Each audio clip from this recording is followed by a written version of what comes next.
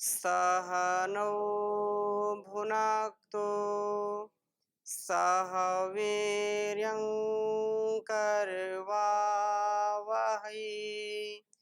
तेजस्विनावधीतस्तु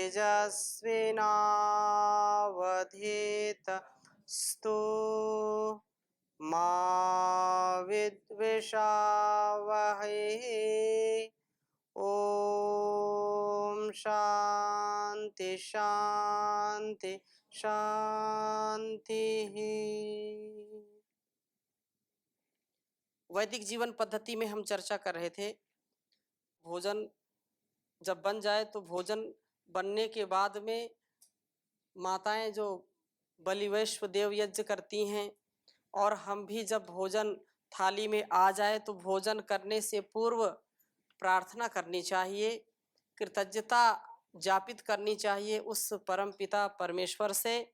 और जो कुछ भी हमको यहाँ से मिला है, इस संसार से मिला है, उन सभी व्यक्तियों के, सभी प्राणियों के प्रति कृतज्ञता का भाव रखना चाहिए। इस दृष्टि से हम यजुर्वेद के 11वें अध्याय का जो मंत्र था उसकी जो है चर्चा कर रहे थे, और कहा था अन्नपते अन्नस्य नो देह्यनमीवस्य सुष्मिणः प्रप्रदातारं तारिष ऊर्जन नो देहि द्विपदे चतुष्पदे। कि उस परमात्मा के द्वारा जो कुछ भी दिया हुआ है, उस प्रजापति के द्वारा जो कुछ भी दिया गया है, उस सबको सामर्थ्य देने वाले, सबको ऊर्जा से भरपूर करने वाले ईश्वर के द्वारा जो कुछ भी दिया है वह मेरे अंदर सामर्थ्य को जो बढ़ा रहा है। मैं चाहे वह प्रप्रदातारम तारिशूर्जन्नो देहि, वो जो कुछ भी मैं पा रहा हूँ एक तो उस परमात्मा से मिल रहा है, और जहाँ जो दाता हैं, जो मेरे जीवन को देने वाले हैं, मेरे शरीर को देने वाले हैं, मेरे अंदर बुद्धि बल को देने वाले हैं, धन बल को देने वाले हैं, शारीरिक बल को देने वाले जो कुछ भी हैं, उन चाहे द्विपाय हो या चौपाय हो, 2 पैर वाले हो या 4 पैर वाले हो, तो उन सभी का मैं हृदय से धन्यवाद करता हूँ, कृतज्ञता ज्ञापित करता हूँ कि वह सदा मेरे सामर्थ्य को बढ़ाते रहें, और जो कुछ भी मैं सामर्थ्य पाया हूँ वो इन सबकी सेवाओं में मैं लगाता रहूं। तो जीवन स्थिर रहता है अन्न से, उस अन्न की सुरक्षा का पूरा ध्यान रखना चाहिए, अन्न का अपमान नहीं करना चाहिए। उपनिषदों में आता है अन्नम ना निंद्यात, अन्न की कभी निंदा नहीं करनी चाहिए। लोग परेशान हो जाते हैं, रोज वही बना करके दे दिया, थाली कुछ फेंक देते हैं। जितना खा सके उतना ही थाली में रखें, खाएं मन भर, छोड़े ना कण भर। यदि हम नहीं खा सकते हैं, अच्छा नहीं लगता तो ना खाएं, थाली में न रखें, लेकिन अन्न की निंदा ना करें। अन्नम न निंद्यात तद व्रतम, अन्न की निंदा ना करें, दुरुपयोग ना करें। प्रत्येक व्यक्ति को यह व्रत लेना चाहिए, अन्नम न निंद्यात तद व्रतम, इस व्रत को धारण करना चाहिए। तो मैं पुनः निवेदन करूंगा कि जब भोजन हम करें तो इस बात का पूरा ध्यान रखें, कितना भी स्वादिष्ट भोजन हो, मेरे द्वारा लिया गया भोजन उसका सदुपयोग मैं करूं, ज्यादा ना करूं कि चाहे कुछ भी हो जाए, आने दो, जीतव्यम चाहे मर्तव्यम, हचक के भोजन कर्तव्यम। ऐसा नहीं कि देखा जाएगा आज तो छान लो, ऐसा नहीं होना चाहिए। क्योंकि चाहे बाहर या अंदर यदि हमने अतिक्रमण किया तो वो नुकसान करेगा, वो निश्चित रूप से हानि करेगा। मैंने एक दिन चर्चा में परम पूज्य गुरु जी से पूछा इस विषय में कि क्या करें। कुछ लोग ऐसे प्रश्न भी करते हैं और व्यवहारिक सत्य भी होता है। किसी के यहाँ जाओ, अभी अतिथि की हम चर्चा कर रहे थे, अब कहीं तो कुछ मांगने पर भी नहीं मिलता है, और कहीं ऐसा है कि रोकने पर लोग रुकते नहीं, खाना पड़ेगा जी, लेना पड़ेगा, एक लेना पड़ेगा। बिना मांगे ज्यादा लोग खिलाते हैं। तो मैंने पूछा कि यदि अन्न की हम महिमा जानते हैं, अन्न का अपमान नहीं करना चाहिए, हम संकोच करते हैं। अब हम थाली लेके बैठे हैं, स्वामी जी एक, अब एक, चलो एक का हमने सम्मान कर दिया, ले लिया।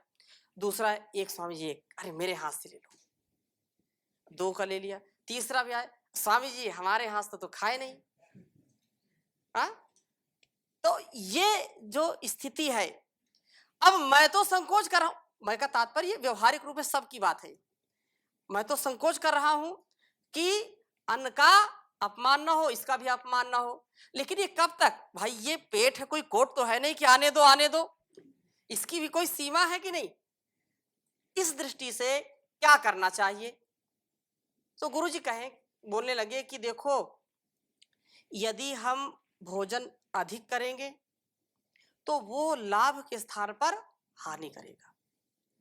अधिक खाएं, जितना मतलब खाया हुआ अपना नहीं होता है, पचाया हुआ अपना होता है, तो उतना ही खाएं जितना आराम से पचा सकें, नहीं तो मल ही बनेगा, अंदर बीमारियां पैदा करेगा। तो अंदर मल बनने से अच्छा है उसको खाएं ही नहीं, तो कम से कम वो जो रोटी है या जो भी भोज्य पदार्थ है वो दूसरे उसका ग्रहण कर लेंगे। इस बात का हमेशा ध्यान रखना चाहिए। ओबू जी जी स्वामी जी, जी अन्न का अपमान नहीं करे। जी तो अन्न जितना आप जैसे अभी बोल रहे थे, जे दे रहे तो खा ले, हाँ अच्छा तो लग रहे, जी मगर जितना आवश्यक है उतना लेना और उसको प्रसाद के रूप में लेना। जी बिल्कुल। ये प्रसाद इसीलिए तो यहाँ पतंजलि में प्रसादम बना हुआ है ना, है, तो प्रसाद के रूप में लें। और पिछली कक्षा में हमने चर्चा की थी कि जो यज्ञ शेष है, हमने सबको भोग लगाया, सबका आतिथ्य किया, उसके बाद जो बचता है उसको हम ग्रहण करें, ठीक है। तो और एक बात कही यहां पर कि अन्नम साम्राज्य नाम अधिपति, बड़े बड़े साम्राज्य भी उखड़ जाते हैं यदि अन्न की कमी हो जाती है। दुर्भिक्ष हो जाए, अतिवृष्टि हो जाए, अनावृष्टि हो जाए, तो चारों ओर हाहाकार मच जाता है, चारों ओर लूट मच जाती है और राज्य बिगड़ जाते हैं, राज्य उजड़ जाते हैं। इसलिए जिस राज्य में अन्न का जो है कोई कमी, जहां जिस राज्य में नहीं है, वो सदा फूलता फूलता रहता है। और आप रोज मतलब विशेष अवसरों में तो बोलते हैं कि यह जो सस्य श्यामलाम, हमारी भूमि क्या है, सस्य श्यामलाम, वंदे मातरम आप बोलते हैं, सुजलाम सुफलाम मलयज शीतलाम। कितने फल वाली है ये धरा हमारी, पूरे संसार में इतने फल फूल कहीं नहीं है, किसी भी देश में नहीं है। जितने प्रकार के अनाज यहां होते कहीं नहीं होते, हजारों प्रकार के तो जो है धान होते हैं, हजारों किस्म हैं फलों की, आम की कितनी वैरायटी है। तो जितना इस धरती ने हमको दिया है और देती है, देती रहेगी, उतना कहीं नहीं मिलता। तो हम कम से कम इसको विचार तो करें, इसका संस्कार हमारे अंदर आएगा। तो यह प्रजा का, जिस राज्य में प्रजा अन्न के अभाव से पीड़ित नहीं होती है, अर्थात अन्न धन धान्य से परिपूर्ण होता है, वह राज्य वो स्थिर रहता है। अन्न के अभाव में भूखे मानव शोषण करने वाले बड़े बड़े साम्राज्यों को भी नष्ट कर देते हैं और लोग भ्रष्ट हो जाते हैं, भ्रष्टाचार फैल जाता है। इसलिए इसको समझना चाहिए। अन्नम ब्रह्म तदुपासीत, उपनिषद में कहा कि अन्न को ब्रह्म समझो और उसका यथावत उपयोग करो, उसका दुरुपयोग मत करो। भोजन के समय थाली में उपस्थित अन्न यदि वह भक्ष्य है तो बिना दोष दर्शन, बिना नुक्ता चीनी के, कुछ लोग अरे नमक बहुत ज्यादा डाल दिया, अरे नमक नहीं डाला, अरे कैसा बना दिया, इसमें जो है बघार नहीं लगाई, छौंक नहीं लगाया, और दूसरी जगह बड़ा अच्छा अच्छा भोजन मिलता है, क्या ये खिलाते रहते रोज दाल का पानी है, रोज यही लौकिक सब्जी रोज, ऐसा मतलब मैं नहीं कह रहा हूं, मैं भी कह रहा हूं लेकिन ये शास्त्रों का कथन है कि कभी भी नुक्ताचीनी अन्न के ग्रहण करते समय नहीं करनी चाहिए।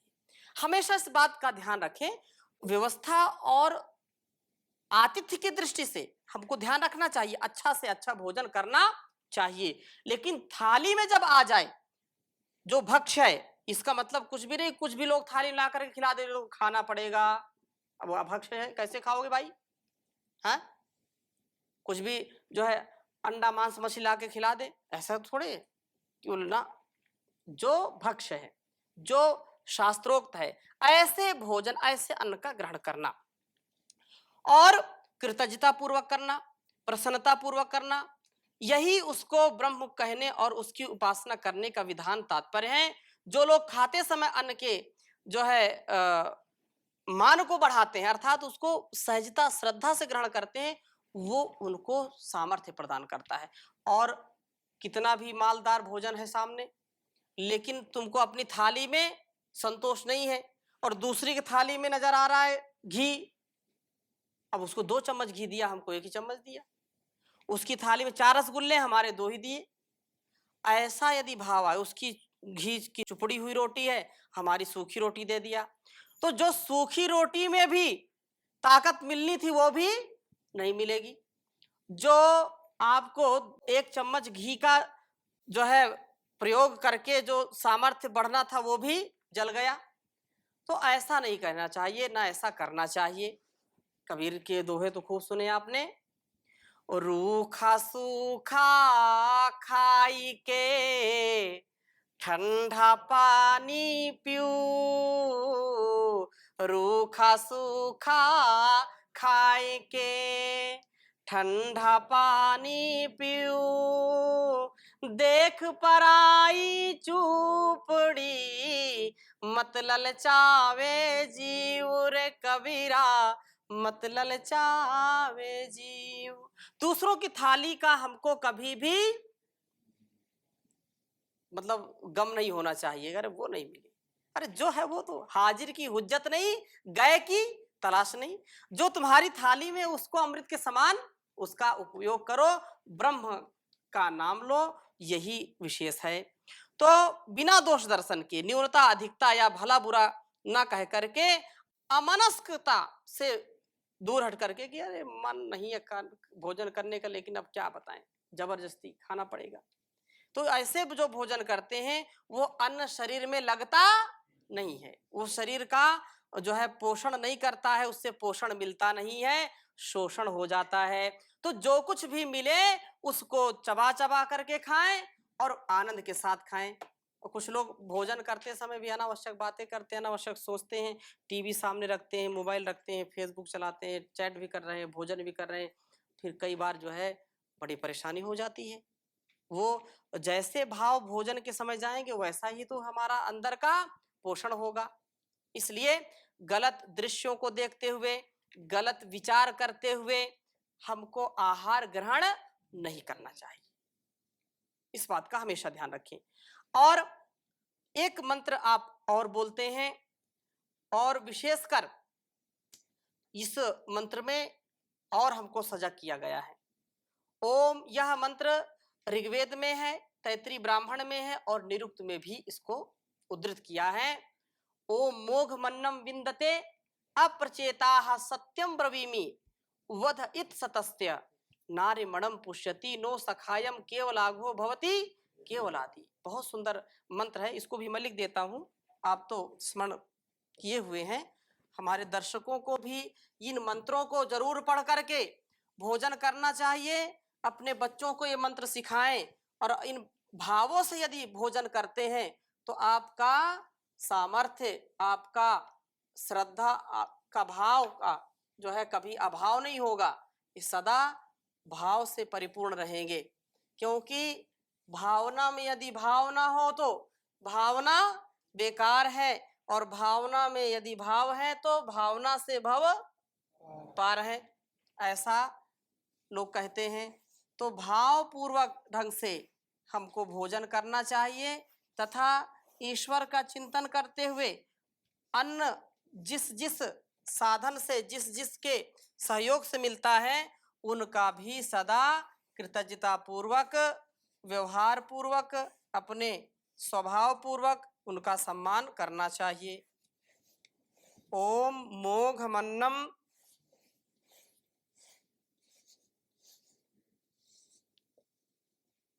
विंदते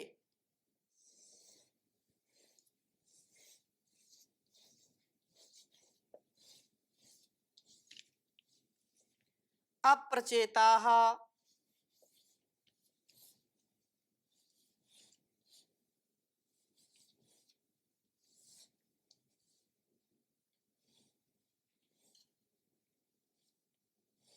अप्रचेताः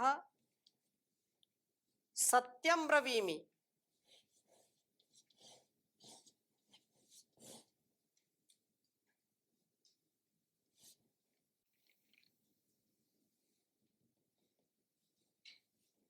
सत्यं ब्रवीमि।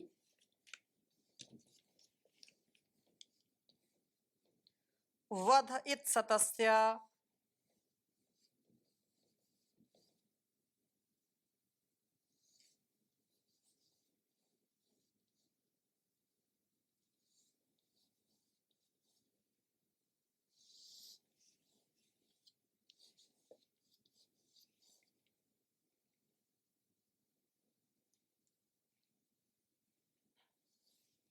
नारीमणम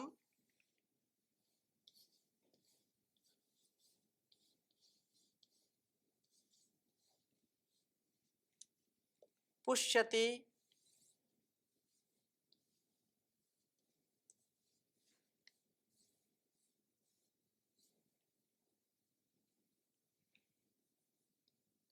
नो सखायम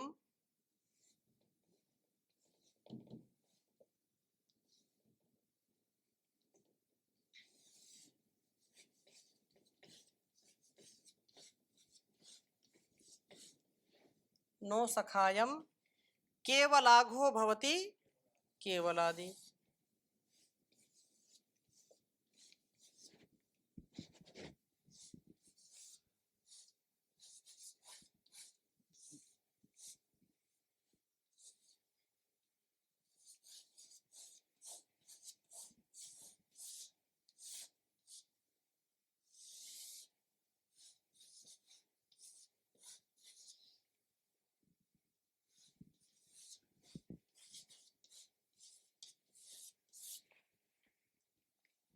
ओम मोघमन्नम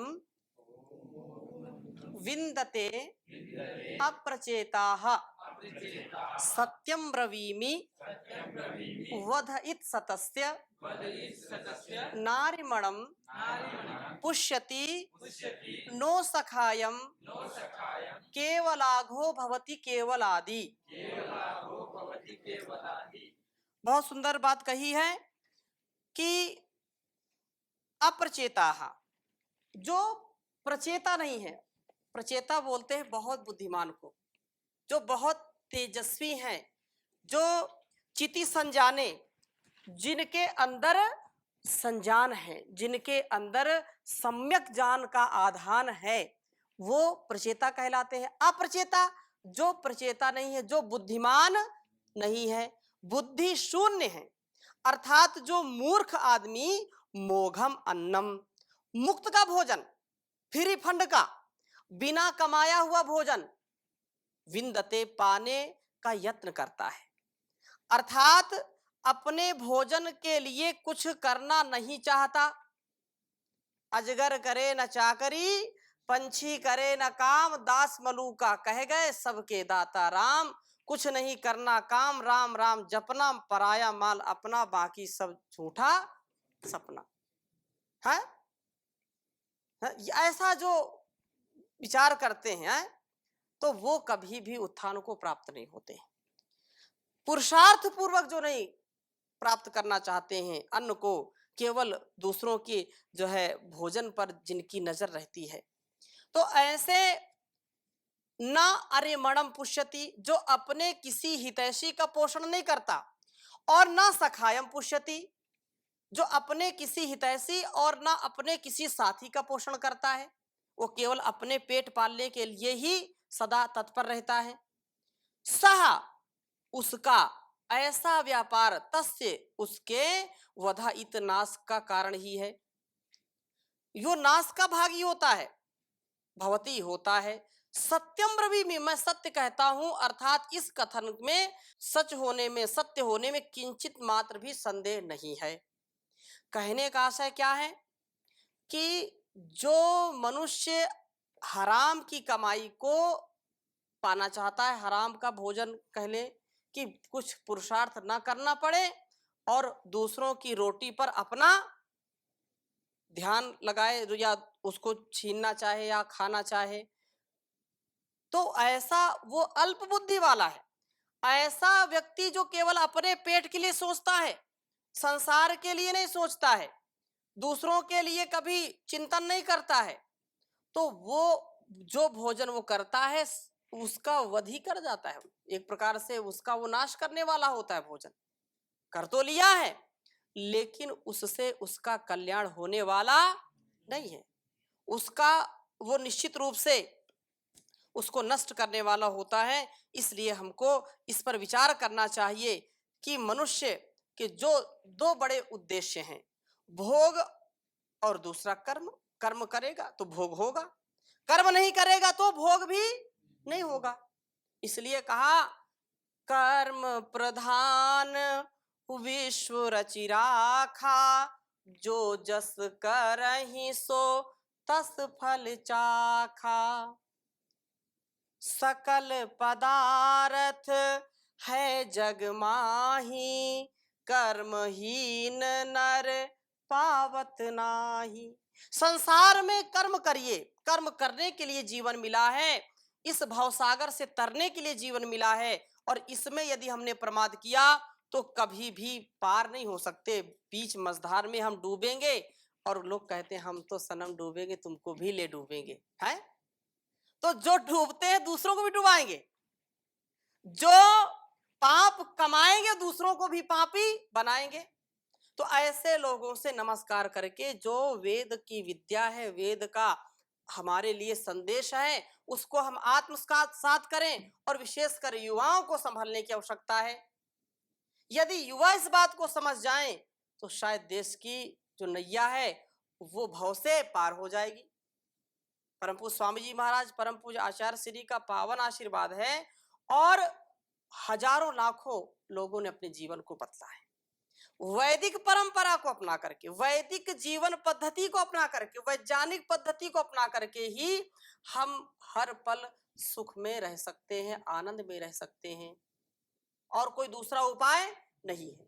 क्योंकि ज्ञान ही हमारे जीवन में हमको महान बना सकता है, ज्ञान से ही हो सकता है, और कोई दूसरा उपाय नहीं है। इसलिए किसी कवि ने बहुत सुंदर लिखा है एक गीत जो युवाओं के लिए विशेष है। एक गीत सुनाता हूं, सुनना है ध्यान से, इस गीत को रखना मेरे युवकों संभाल के। इस गीत को रखना है संभाल करके। संभाल कर रखने मतलब क्या है? उसको जीवन में उतारना है, उसके बोल को उतारना है, उसके भाव को उतारना है। यशवंत जी, इस गीत को रखना संभाल के। और कहा, विद्या जो पढ़ोगे सभी विद्वान बनोगे, ब्रह्मचारी रहोगे बड़े पहलवान बनोगे। ब्रह्मचर्य में ही बल है, ब्रह्मचर्य ही जीवन है, इसके बिना कभी कल्याण नहीं हो सकता है। रोगी भोगी बन करके जीवन को जीना मतलब जीवन का अपमान है, जीवन का अपमान है। उस अपमान को हमको नहीं करना है, सम्मान पूर्वक जीना है। इसलिए कहा, विद्या जो पढ़ोगे सभी विद्वान बनोगे, ब्रह्मचारी रहोगे बड़े बलवान बनोगे, नेता बनोगे तुम ही इस भारत विशाल के, इस गीत को रखना मेरे युवकों संभाल के। नेता, नेता कौन है? नीय प्रापणे, जो समाज को एक नई दिशा की ओर ले जाता है वो नेता है। और नेता केवल खद्दरधारी नहीं होते हैं कि नहीं वो तो बड़ा नेता है, ऐसा नहीं।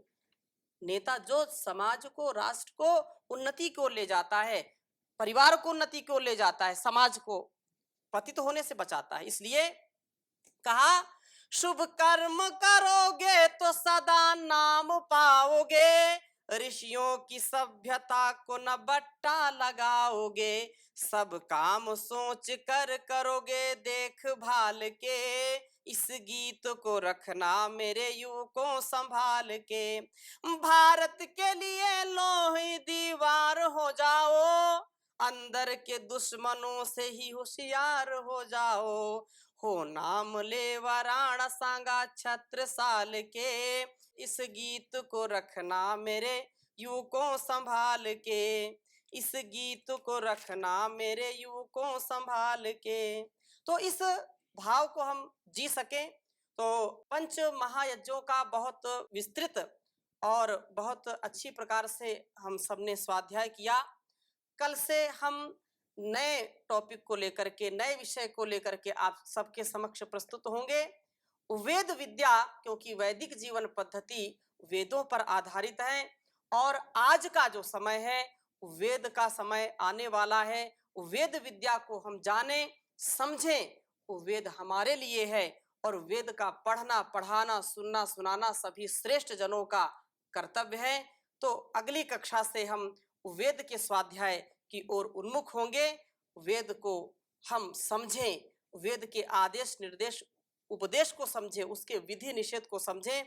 तो इन्हीं शुभकामनाओं के साथ, शुभ संकल्पों के साथ आज की कक्षा को यहीं पर विराम देते हैं। ओम शांति शांति शांति।